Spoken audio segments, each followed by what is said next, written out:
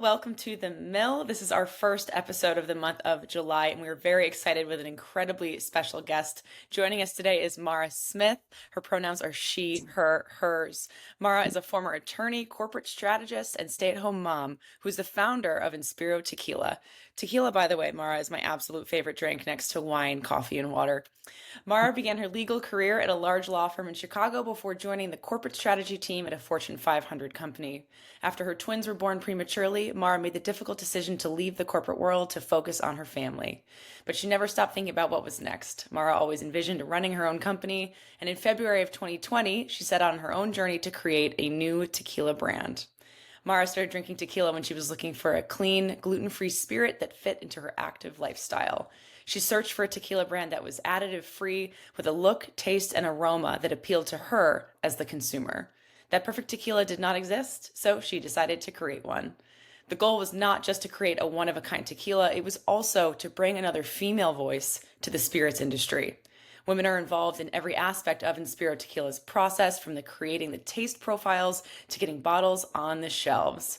As a female founder, Mara's mission is to inspire and support other women on their entrepreneurial journeys through financial support and mentoring. Mara, it is an absolute pleasure to have you here today. Thanks. It's so great to be here. Amazing. Yeah, I've always been, I didn't love tequila in college, I'll be honest with you. And it's probably because I was drinking bottom shelf, whatever was Yes. free, scraped together at the little pub that we would all go to. Yes. Bad tequila. A lot of people have some really pretty bad memories from college, and they were probably drinking mixtos, which are not 100% agave tequilas. It's can be a mixto and be 51% agave, and then the other 49% can be just other types of sugars and grains. So those are the things that usually will not leave you feeling great the next day. Yeah, yeah, a lot of, I remember the hangovers very well. So, out of all the alcoholic beverages, why tequila? Frankly, it's because I'm a tequila drinker. So I've been a tequila drinker for years. When I was looking for just a gluten-free, cleaner spirit option, again, so I didn't feel awful the next day. Like a lot of the sugars just totally kill me. I like wine, but I feel terrible after drinking wine. Mm. Um, so I discovered tequila and like really good, high quality tequilas. What I didn't realize, as I was enjoying all these tequilas, I started like testing more, taste testing and researching the different tequilas. I didn't realize that the tequilas I was drinking all contained additives. Mm. And that's why they were like, oh, it's really kind of sweet and has like vanilla and caramel. Well, then I discovered that there are undisclosed additives that you can add up to 1% of additives without disclosing on the label. Things like Mm. coloring, flavoring, glycerin. I said, oh, well, what's additive free? So I started searching for like an additive free brand. And there are some out there. There are, a number of additive free brands, even though the vast majority have additives. I just didn't think the ones that were out there really were speaking to me as a consumer. So the other thing I realized is all these women told me they drink tequila. I thought, okay, if all these women drink tequila, how come brands don't focus on this really like Mhm. very significant important consumer who makes so many of the purchasing decisions? So it's kind of those two things together. I thought, could we like create something that is a really ultra premium, meticulously crafted product, but that doesn't use additives to get like sweeter tasting notes, but still make it like really approachable and easy to drink. Mm. And can we create it really around this consumer? So everything from the bottle design, so the look, taste, aroma, the messaging, everything really focused on this thoughtful female consumer. Yeah, it's so evident in everything that you have out digitally, and all the conversations that you have with people and the work that you're doing. I think it's just brilliant. I think it's really smart, and I, as a tequila consumer, appreciate that someone like you has gone through the painstaking process of creating something better. I am so curious too. Yeah. From being an attorney to then being home and then finding your own business. I'd love to kind of understand that. What was that initial turning point for you once you were home to say, I'm going to do this? Yes. Well, and and I was home for many years, and it's very difficult for you know, caregivers to enter the workforce once you've been home for a number of years. I think Mhm. had I tried to knock down other people's doors, it probably would have been very, tasks. So I guess instead I just decided to build my own door. I'm fortunate that I was able to do that. But Yeah. um, you know. I was always thinking of concepts and ideas and what I would want to do and different companies and businesses that I would want to start. Maybe I just like watched too much Shark Tank and listened to too much how I built this. But so I was like No such really thing. inspired by other founders and their stories.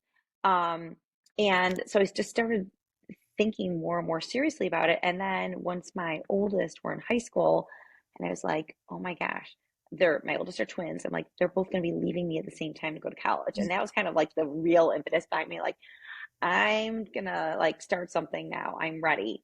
Yeah. Even though my youngest was at the time I started still only in second grade, Mm. but I think that's kind of what like led me. I'm like, and then I started this in February 2020. I mean, ideal timing, like right before the entire world shut down, right?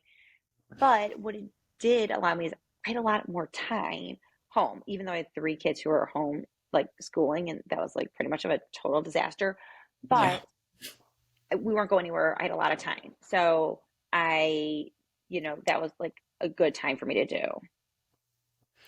It, to do and, it. and so interesting too that I feel like I'm speaking for my own personal consumption here, but I don't know that I ever drank more in my life than during that first year of the pandemic. It was so uncertain and so but I also know a lot of people that use that time in the same way that you did.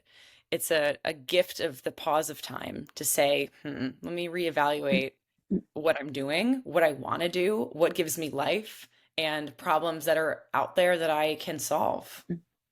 Yes. And I feel like, we learned that I guess people do drink in good times and in bad. So That's the true. difficulty was that I could not get to Mexico for production. So every Yeah. time I had scheduled a trip to go down, it was closed. So I actually, started in February 2020, but I could not get down to Mexico until May of 2021. So Wow. that's when I did my like first actual tasting on site there. So that Yeah. was difficult. It definitely, set us back a lot of time because I couldn't get there, but gave me more time to research, connect with people, learn as much as I could. That's what I used all of that, preparation time for. Yeah, to build the business and build your branding and your messaging and your why and the packaging and all of that stuff that, surprisingly, a lot of companies will come up with the product first and then they're backtracking and racing to get their marketing strategy, their business strategy, their branding, their packaging.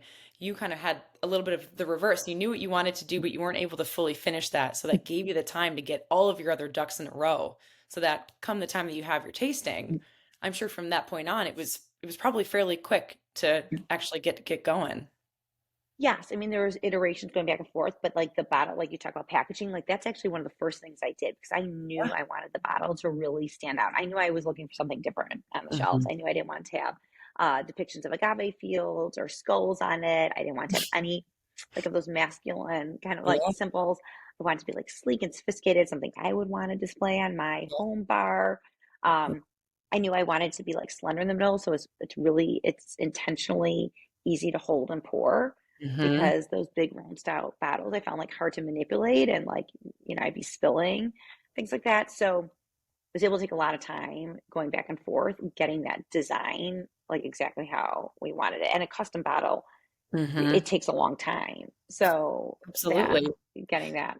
I learned recently from a bartender friend of mine that a lot of bottles that they carry at the bar have to have that elongated neck because it's easier to grab and pour when you're going quickly. So it's also interesting to kind of think through the longevity of the product if it is something you could see at a high-end bar that does have a lot of female clientele coming in. So just interesting factoid I learned recently about shapes of bottles. Yes. We found out Uh, that bartenders really appreciate the bottle because it does fit a pour spout in because it has a long neck and it's yeah, super easy to hold. So yes, yeah, and that I was just thinking about for my own use, but then it was like nice to see that it like really, yeah, in the trade works well. absolutely. And I don't have any other understanding of why I have this opinion of this stereotype, but to me, the spirits and alcohol industry is male dominated. And I do think that is true.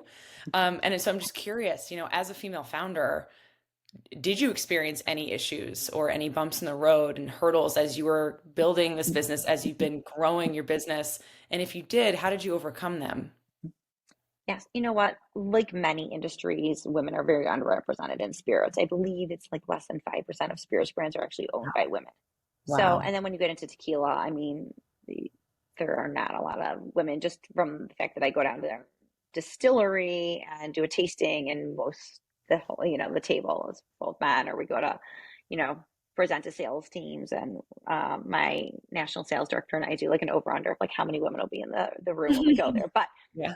But I actually have to say I have not encountered as much issue having being a woman in the industry, and it could be also that I'm just very used to being in traditionally male dominated industries. Mhm.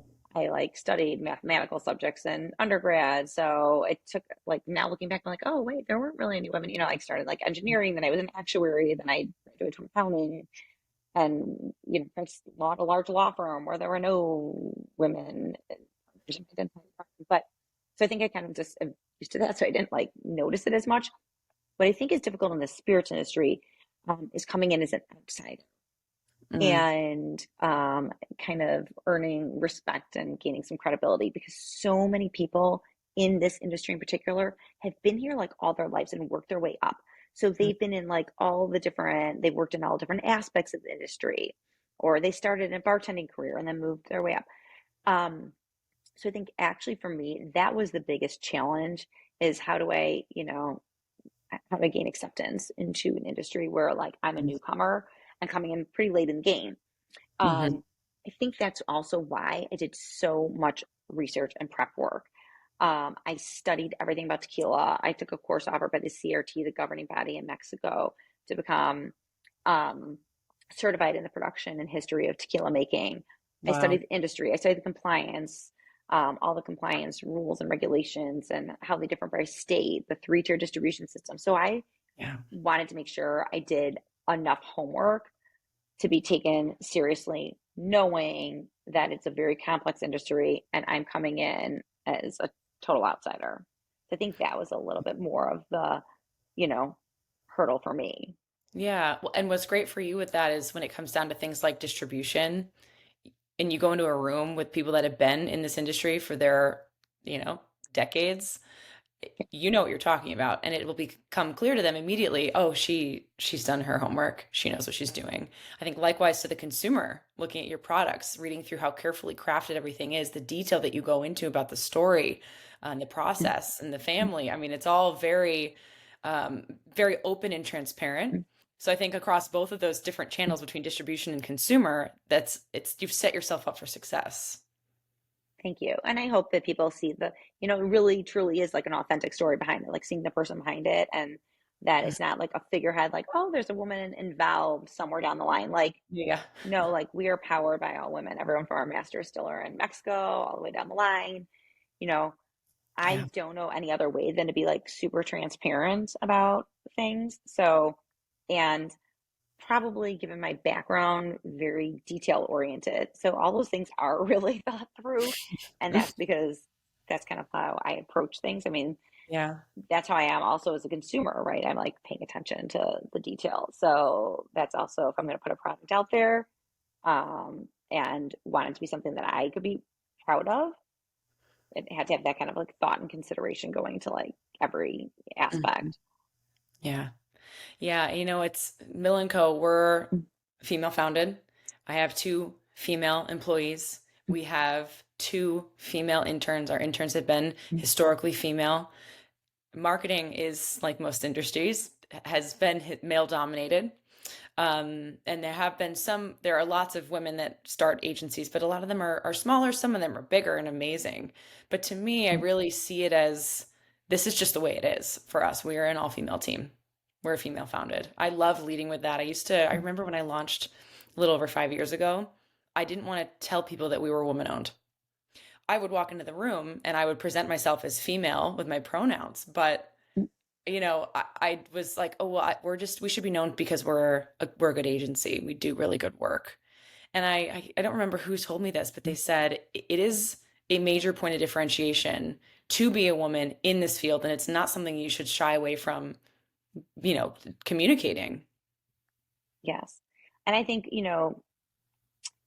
right, we have to lead with making sure we have like a really great quality product, right? The juice inside the bottle, like how it resonates. But I think, it's an important piece of the story is that like we're focused on a consumer that people aren't looking at, and we think who better to address her than us since we are this consumer.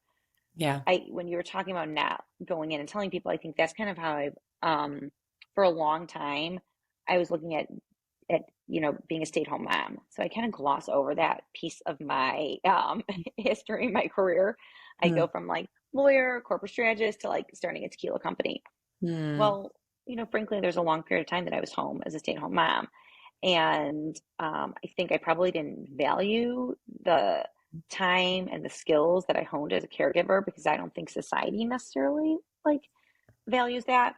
So Yeah. even that part of it took me a while to appreciate, you know what, like I actually became really good at a lot of things. Like, I mean, I preemie twins, multitasking, like I like the best of them, or becoming really efficient, problem solving, because with kids, no day ever goes as planned. And that's the name of the game in a startup is I'm constantly problem solving every day, coming up with plan B and plan C.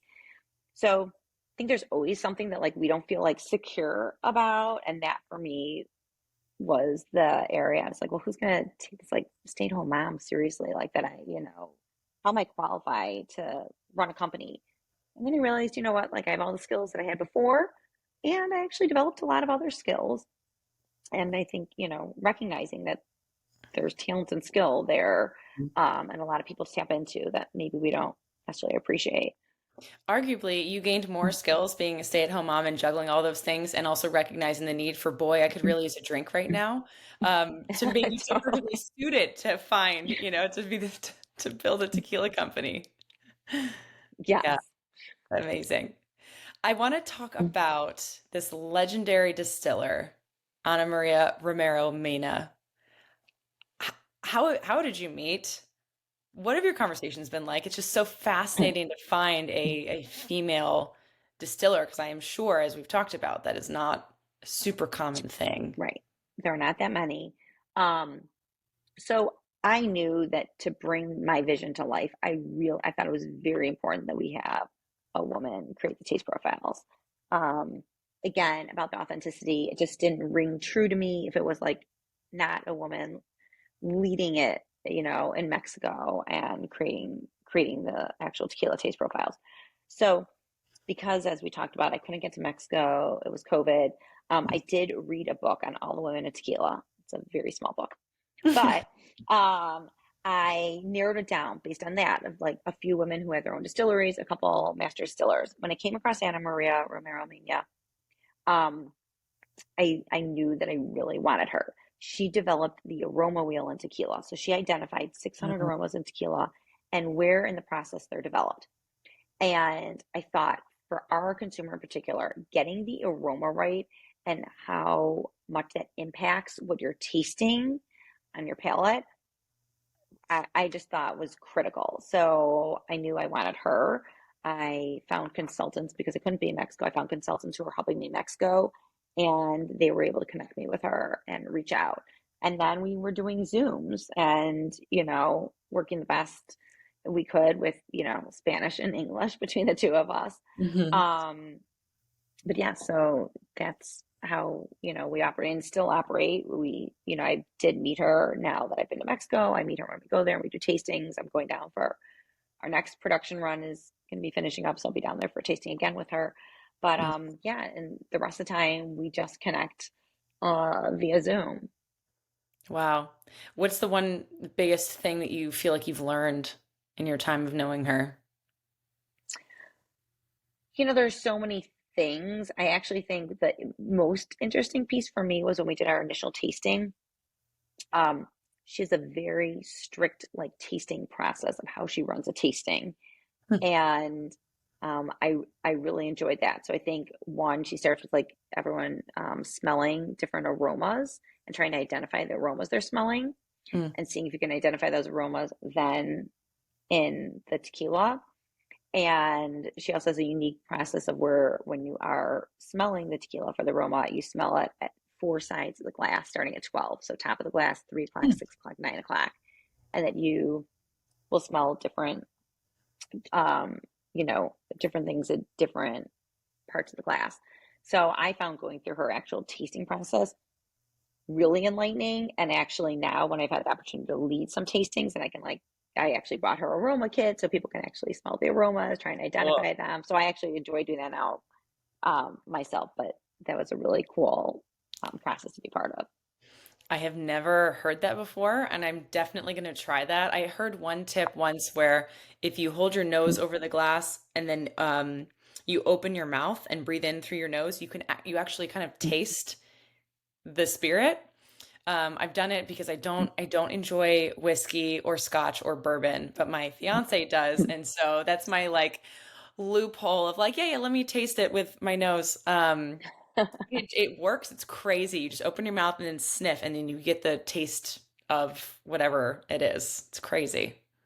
And then you're like, that was enough for me. Yes. And I'm all set for the next 6 months. Thank you very much.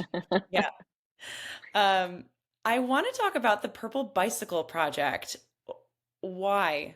Why this project? And what are your visions for this in the future?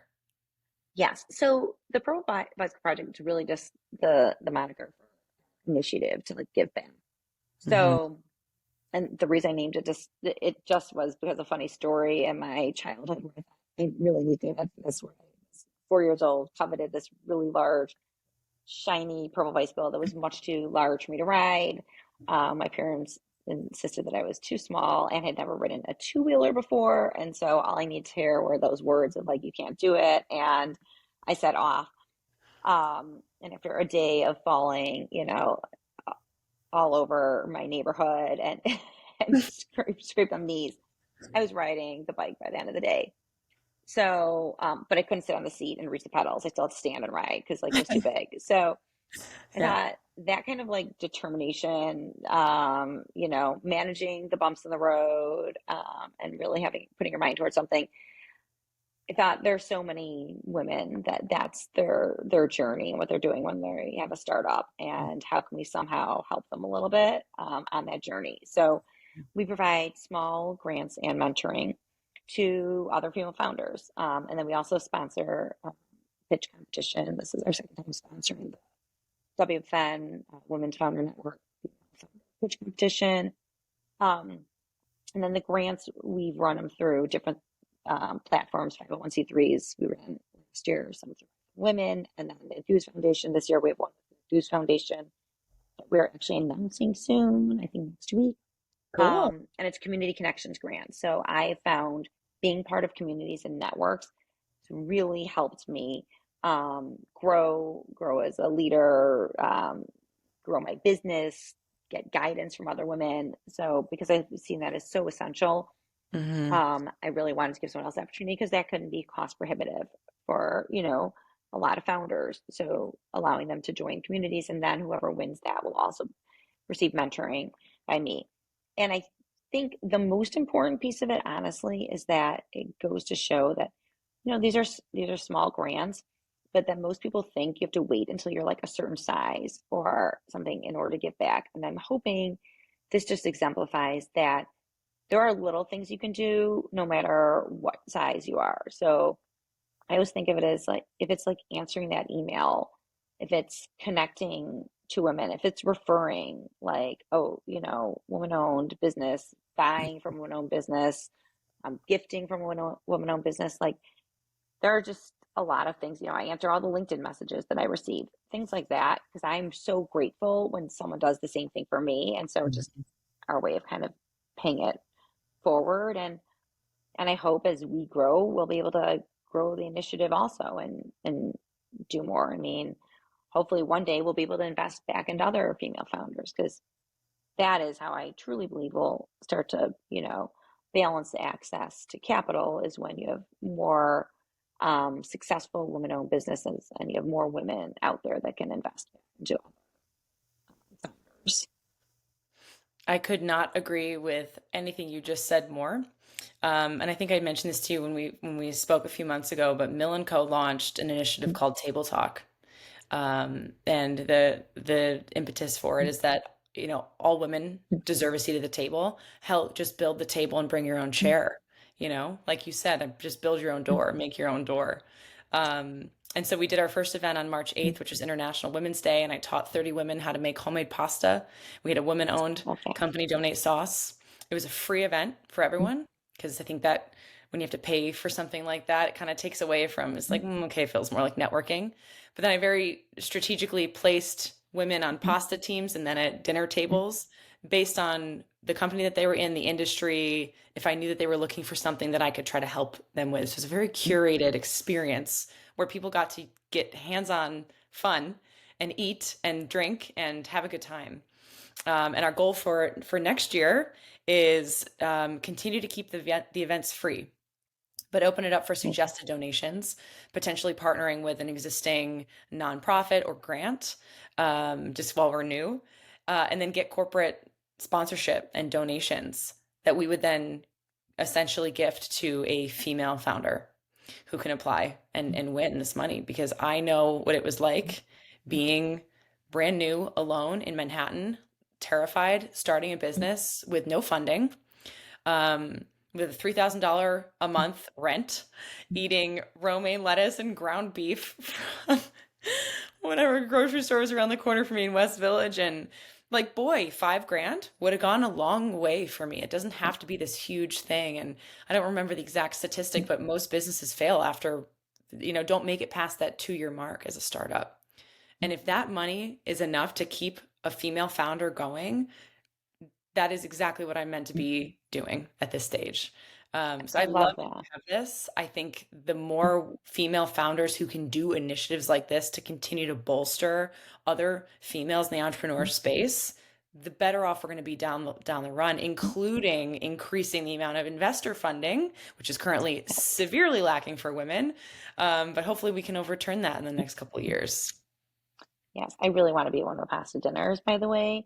So one of these days, I'm going to have Yes, to make it yes. out there. And if you ever do one in Chicago, I am all in for that. But I can make I that think you could, happen. I love We're it. uh, we're doing one in July, actually, at the Boys and Girls Club of Manchester, New Hampshire. Just with kids.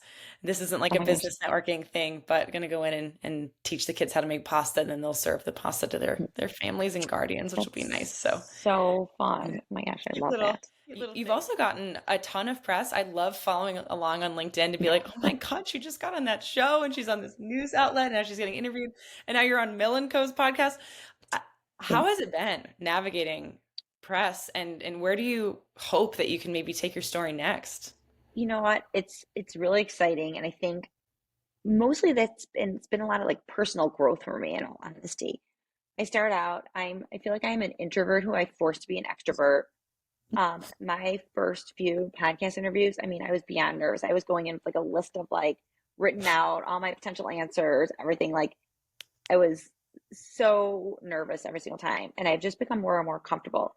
Same with the first TV on air TV, and like they wanted me to make a cocktail. I'm like, oh my gosh, I'm gonna make a cocktail on air and talk at the same time. Like it was really stressing me out.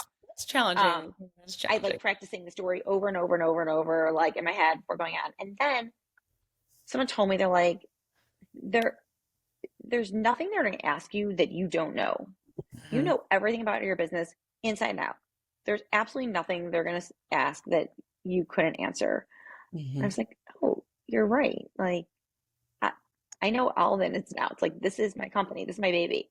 Yeah. So I think now I go in a little bit more relaxed. I mean, definitely a lot more relaxed, and that I probably, if I haven't answered the question before, I know the answer to the question because if I don't know it, then like nobody knows because it's my Right. Yeah. company. Yeah. Um, so I think that's a little bit about how I've approached it. So getting more comfortable. I never enjoyed public speaking before as well, Mm. and now I've done a lot of public speaking and getting up in front of law firms or private equity conferences or things like that and getting out there and telling the story. I think it had to be because I feel so strongly about it and passionately about it. I'm so excited about it. And, how can I support other women and what can we do? And those things that like I'm excited to spread the word and tell the story. So I think I've grown definitely as a public speaker and getting comfortable with the whole interview process. Mm. Um, I mean, the ultimate goal is to get like one of these amazing national TV segments. I mean, bring it Hell on yeah. Today Show or Good Morning America. Yeah. I think I would be probably pretty nervous for those, but um, that would be, a really huge, huge win for us. If anyone is watching who knows someone, please contact Mara Smith. Let's get her to the top, I people. put it out there in the universe. Yeah, we are manifesting. I totally believe in that. That's amazing. It's so incredible. I love asking this question specifically to female founders and entrepreneurs. Um, what advice would you give yourself or another young woman who maybe has an idea and it feels daunting and they are kind of, hedging back and forth and like, do I do it? No, it's too risky. Should I do it? I really want to do it. I'm unhappy. What would you say to them? I mean, I think my first thing would be a little bit like of a cautionary tale. Like, it is a lot of work. It's a lot of work. But if you are willing to put in the work and learn, even if it's a new industry, it came from completely different, background. So if you're willing to put in the work and learn, you can, and you can get up to speed very quickly, right? I listen to podcasts, you can read books, I subscribe to newsletters, I watch webinars. I had to learn everything. I knew nothing about the entire marketing world. I have like an accounting, legal, and corporate strategy background. Nothing about marketing. I had to like learn how to use Instagram. So there are all those resources available, but there's no getting around the hard work to dive in and research, understand the category, understand the industry first, make sure it's a right fit. Maybe when you learn about it, you're like, oh, this isn't what I really thought it would be about. So I Mhm. think getting in, diving in, and doing a ton of due diligence is the first big piece of it.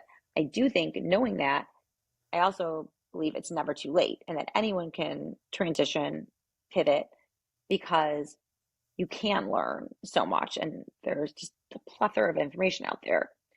But I think it'd be the two things. Like, you have to be willing to put in the hard work. And I think the second thing is it's a really lonely journey, and building a community is essential. I feel Mhm. like I have a great community of female founders and leaders, that I can go to get feedback, referrals, some guidance. We share resources. I do think it's so important to feel like you are supported, by other people. And for me in particular, it's women and other women founders, um, because you can't know everything on your own. And so just feeling like there are people behind you that are, willing to support and collaborate with you, um, I think is really helpful. I love all of those responses, and the response that I give to people, in addition to everything you've just outlined, is it's so critical to know what you don't know and find people who do, because there's so much that we don't even know that we don't know. And you get it too thick in deep into something, and you're like, damn it, I don't know how to do this, and now I've wasted time. So for me, what was really important early on was, what am I not good at? As important as it was to say, what am I really good at? What am I passionate about? What do I love to do? What am I terrible at? What do I hate doing? How can I find people that can do this for me faster, better, smarter, more efficiently so that I can really double down on the things that I'm very good at and contribute that element to my business? Totally. And I think it's hard when you start out because you're, wearing so many hats and managing so many aspects. So Hmm. figuring out how to do that and let some of those things go. I always say I'm trying to live more aligned with the Sarah Blakely quote. If someone can do something, 80% as well as you can, let them do it. Paraphrasing that, but really to like let other people take some of those things off your plate. And probably people can do it, better than me, not even 80% as well as I can. Yeah. But figuring out what those are, and especially figuring out the things that you learn along the way, the things that you really enjoy and you think you do not only well, but feel more passionately about. And um, I think that's a big piece of the learning also. Is you start up a company is figuring out like there are so many different areas. Okay, and like which ones do I really enjoy? Hmm. Yeah, I totally agree. I did the same thing. I'm still doing that as we grow and bring in more employees, relinquishing, letting go, saying I know it'll get done, and as long as it's done at least 80% correctly, it's enough. We're not heart surgeons over here. We're an advertising agency. There's no heart in a cooler. We're good, you know. But it is an ever evolving journey as an entrepreneur. I think that's also something that people don't really acknowledge is they're like, I'll start a business, did it. it changes. 6 months, it might be different. A year, it might be different. There's growing pains constantly, which are good things to feel, but have to be acknowledged, embraced, and you have to be able to, you know, bob and weave. Yes, there are a lot of ups and downs. So if you're looking for like consistency, I feel like that's not what you're going to get Yeah, yeah. You get it every as a 2 week founder. paycheck. Yes, like and every day someone's like, "Well, what obstacles do you face?" I'm like, "You mean today?" Like it's every day. This morning, the last 3 hours, let me tell you, yeah, I Like, get it. I love it. There's nothing else I would rather do than work for myself and with amazing people that believe in me. I think that's been really rewarding to me as an entrepreneur is seeing there are people that, we had an intern, for example, who sent me a great little email. She might happen to be the director on this podcast studio recording right now, Miss Juliana. She had an amazing internship with us, and she sent me an email and said, "I'm not ready to leave. Can I stay? Would it be okay if I stayed on and extended?" And we were like, "Well, how about we bring you on paid? How does that sound?" And so to me, it's such an incredible feeling. I think for me, I get really wrapped up in grow the business, keep expanding, keep growing. What can I learn? How do we bring in more work? How do we do better work? That I don't really take time to pause and look at the impact that I personally have as CEO on the amazing women that work with me. yes, it's in general, you're always moving the bar. So when you're like, "Oh, I really just want to get here," and so instead of taking like the minute to like celebrate being there, I'm like, "Oh, but wait, why didn't we get here? And what's the next step? We want to be here." Yeah, So I have a really hard time doing that, and kind of appreciating like, "Oh, we hit this milestone," because I just keep moving it. So I right. think that's hard. I think also appreciating when you get the positive feedback because I often also, the weight is on your shoulders too when you feel responsible for everything. If something goes wrong. I was just telling my husband this recently, whatever it was. He's like, "Well, this person should have done this." I'm like, "No, no, no. Like, it all was my responsibility. Mm-hmm. Like, I make all final decisions. So if it was the wrong hire or I said yes to the wrong thing or was it like, I have to own that. Mm-hmm. And that is a lot of pressure as, the CEO and founder. Like, I feel like all those, no matter if someone else has made a mistake or not, like, I have to own all of that and take responsibility for everything. So it's nice to also take a minute to reflect on the things that, like, you did. Also, the positive pieces that you also are responsible for. Absolutely. Yeah. I couldn't agree with you more. We don't just take responsibility for when shit hits the fan, it's also when things go right. I want to wrap up, Mara, with one more question. What is your desert island cocktail of choice? I'm really simple. And we have amazing, amazing, great cocktails all over our website. And I drink one thing. I drink tequila soda. So Inspiro Tequila Lime? and No soda lime. on the rocks. Nope, no garnish, no nothing. I just am tequila soda. I'm very simple when it comes to my cocktails. So I I go to love all it. our events, I taste them to make sure I like it, and then I drink tequila soda. I know this is a hot button topic for you. We talked about this before, but I love tequila. I also really love mezcal. I wish I liked it We every love time it. I try, and I don't like the smokiness. I've Oh, tried it so many times. I'm like, maybe will like it, and yeah. I still don't like the smokiness. Yeah. So, It is but it's polarizing okay for because sure. I Yeah, love, and nice I think it's like probably I don't love sweet drinks. Like I don't like with like sweeteners or anything sweet drink, but I think the tequila itself has just enough sweetness and not the smoking. And it's probably also because in general, my palate, some people are savory, some are sweet. I'm always sweet. So I'm going to mm, choose a cookie any day over like the chips. mm, So that could be interesting. also where it goes. Yeah, I am kind of the opposite. Don't get me wrong, I love sweets, but I definitely think I'm more of a savory person. So for me, my ideal desert island cocktail is a nice, beautiful smoky mezcal with some sort of citrus. I don't want any added sugar. I want a ton of spice and maybe a little tahini on the rim, and we're golden. Nice. Yeah, it is 12:51 p.m. Eastern Perfect. Standard Time for those listening, so it is just about time to potentially have a drink. So, thank you all so much, Mara. Thank you. This has been incredible. I love following your journey. For anyone who is listening, please, please check out Inspiro, check out Mara on LinkedIn, check out their website. Please try their incredible products. We so appreciate you tuning into the mill once again. Mara, thank you. Thanks for having me, Rachel. Have a great rest of your Monday. Yeah.